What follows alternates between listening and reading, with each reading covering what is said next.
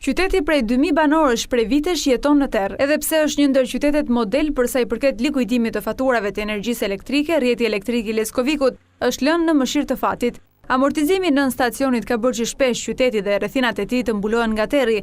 Moti i keq, por edhe defekte të ndryshme bëjnë që banorët i rikthehen jetesës si në mesjet, duke bërë që jo vetëm për orë, por edhe për ditë të tëra të bashkëjetojnë me errësirën. Ata pohojnë se ndërprerjet orar pa orar ju kanë shkaktuar jo pa kosto, pasi në të shumtën e rasteve pajisjet elektroshtëpiake kanë dalë jashtë funksionit.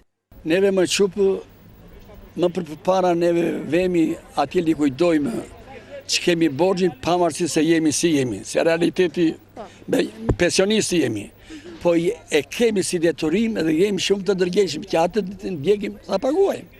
Shërbimi nuk e marrë, tensioni duhet parë me përparësi tensioni, bile për mua duhet të ngrihet edhe një në stacion elektrik. Janë të paktën 4000 banorë në rrethin e Leskovikut, të cilët pavarësisht nivelit të jetesës janë pagues të rregullt të faturave të energjisë, por kjo nuk ka mjaftuar për t'ju kthyer energjinë elektrike.